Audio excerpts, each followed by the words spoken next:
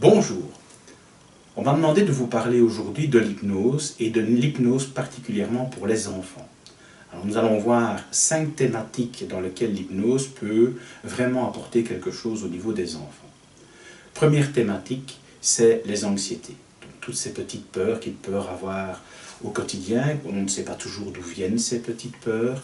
Elles ont parfois été générées par l'environnement, elles datent parfois de moments inconscients plus anciens. Et donc avec l'hypnose, on va pouvoir apaiser tout ça et amener beaucoup plus de tranquillité dans leur quotidien. Deuxième thématique sur laquelle on peut travailler, c'est la confiance en soi. La confiance en soi dans les études, à l'école, dans les relations avec certaines personnes, dans les relations avec les petits copains à l'école. Et donc avec des modèles métaphoriques très intéressants, on va vraiment pouvoir augmenter ce niveau de confiance en nous. Troisième thématique qui donne d'excellents résultats, c'est la problématique du sommeil. Dans le sommeil, on va avoir 2 grands axes. Le premier axe, c'est notamment les endormissements difficiles, donc les enfants qui ont tendance à traîner pour s'endormir.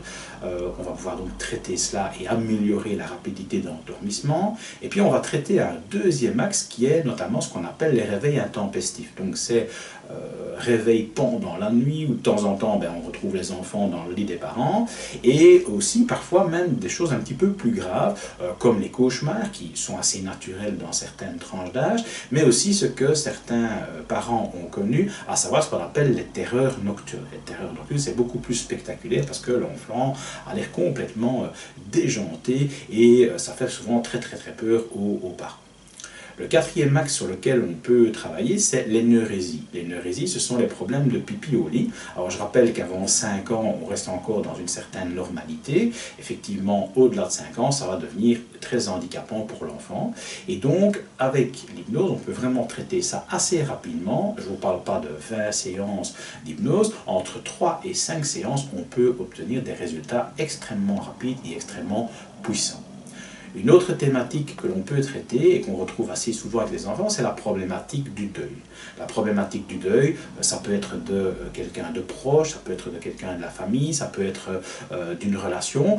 Et ce qui vient encore assez souvent, malheureusement, c'est parfois la perte d'une nounou avec laquelle l'enfant avait une relation très proche. Et ça fait un grand vide lorsque cette personne donc disparaît. Donc ces 5 thématiques, on va pouvoir les traiter facilement avec l'hypnose. Il y a bien entendu d'autres thématiques où l'hypnose va apporter beaucoup de résultats pour les enfants.